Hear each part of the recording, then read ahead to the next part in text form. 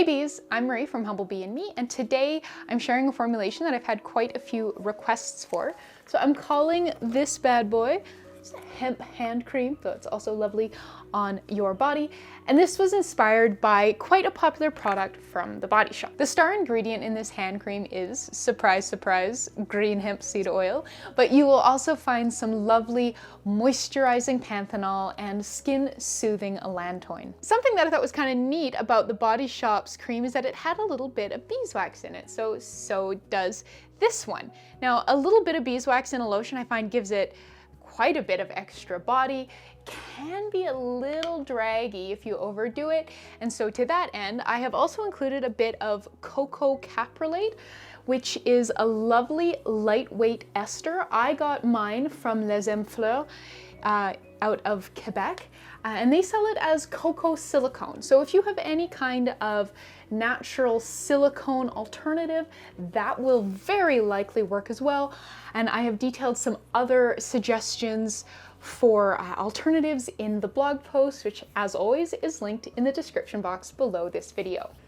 I've opted to leave the hand cream unscented. It has ever so slightly of a soft, grassy green scent from the hemp seed oil, but that's it. The emulsifier I've used is Glyceryl Stearate and PEG 100 Stearate, but there is room with this formulation to use a more traditional emulsifying wax like Polo Wax or even something like Optiphen 1000 instead. So if you would like to learn how to make that swaparoo, make sure you are reading that partner blog post linked in the description box below this video. All right, I think that is enough hempy hand cream chat, so let's go make it. We'll begin by combining the ingredients for our heated water phase. There's just 3 of them. So in the speaker I have 59.26 grams of distilled water. To that I'm going to add 15 grams vegetable glycerin and 1.5 grams powdered panthenol. And here is our heated oil phase all ready for combining. So you're going to need 3 grams of Glyceryl Stearate and PEG 100 Stearate. And if you don't have this emulsifier, please read the blog post to learn how to use a different one. 4 grams cetearyl alcohol, 6 grams unrefined hemp seed oil. You could use refined if you wanted to, but I prefer the unrefined. It gives the end product a lovely bit of color. 3 grams castor oil, 5 grams Coco Caprylate, 1 gram unrefined beeswax, and 0.15 grams xanthan gum. This is going into the oil phase because it cannot clump in the oil phase. Before we proceed, I'm going to weigh the water phase and then write that weight down, making sure to note that it does include the spatula, and this will allow us to replace any water lost to evaporation during heating.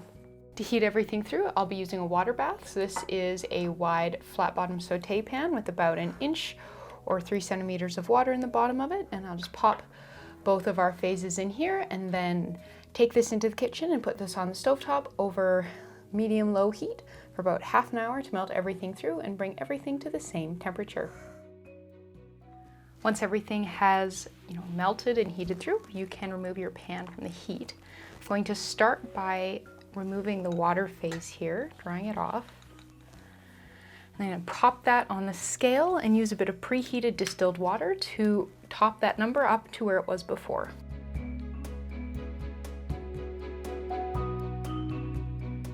So up next, I'm going to grab our immersion blender and start blending.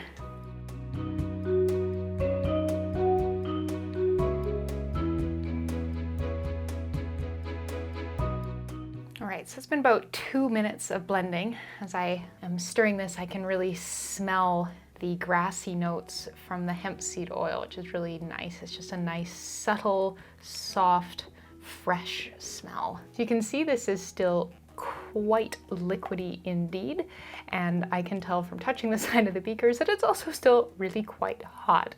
So we're going to leave this to cool. I'll just set this aside, and while that happens, we'll weigh out our cool down phase. So our cool down phase is pretty simple, just these 3 ingredients. I'm going to be weighing them into this small dish here.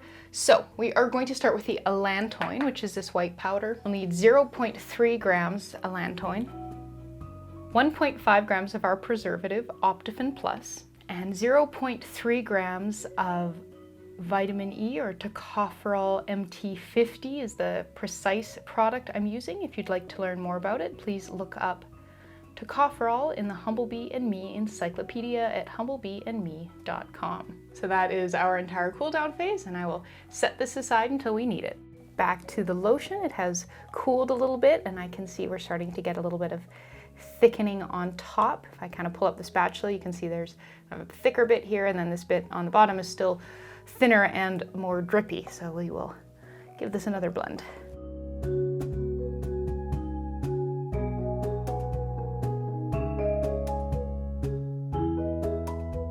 All right, nice and uniform, but still pretty warm, and as you can see, still quite thin. So we'll leave this to continue to cool.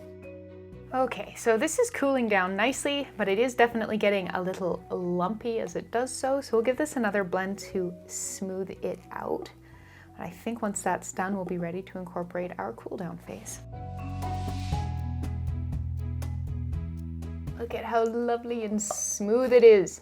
I love it. So here is, the cool down phase that we weighed out earlier. So yeah, to kind of combine, I'm going to transfer a dollop or so of the cream into this little dish, and then we're going to whisk to combine. And then when this is nice and smooth, we're just going to transfer it back into the parent batch and then stir everything to combine. All right, and with this done, all that's left is packaging. So before we dive into packaging, I wanted to show you, just how thick this cream kind of ends up being. So this has been sitting for a few days, and it is, a lot thicker than this sort of seems to be at this point in time. So kind of with that in mind, I would recommend using either a wide jar. So this really cute one is from Humblebee. It was a gift. Or you can use some sort of a tottle, which is a portmanteau of tube plus bottle, because it dispenses like a tube but fills like a bottle. And so we are going to go the tottle route today. Do a little bit of an application demo now since I have a bunch of this on my finger.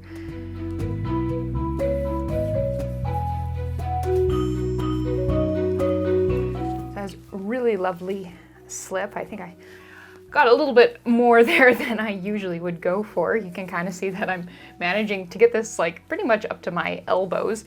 But yeah, it just feels really, really lovely. I really like this cream. So to fill the tottle, I'm going to use a syringe that I'm going to hold upright in this little bath salts container I had laying around. So I will fill the syringe here. You could use a funnel for this as well, but if you have the syringe, it's a lot easier. And these tottles are less sort of fussy to fill than the soft squeeze tubes. So that can be nice. I am not confident that this formulation would do well in a pump top bottle.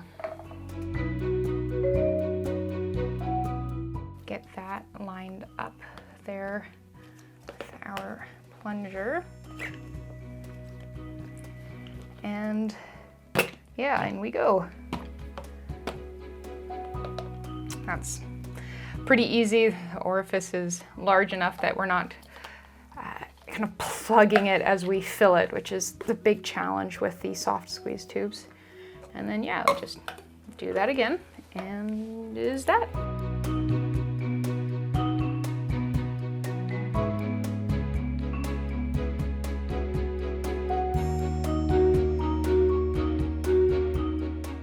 Looking good. And there we go. So we just made a really lovely Happy Hemp hand cream. Thank you so much for watching. Please subscribe, and please make sure you are reading the full partner blog post linked in the description box below to learn a lot more about this formulation, including information on substitutions, scaling, shelf life, links to places to purchase all of the ingredients, and a whole lot more. But yeah, thank you so very much, and I will see you and your happy hemp hands next time.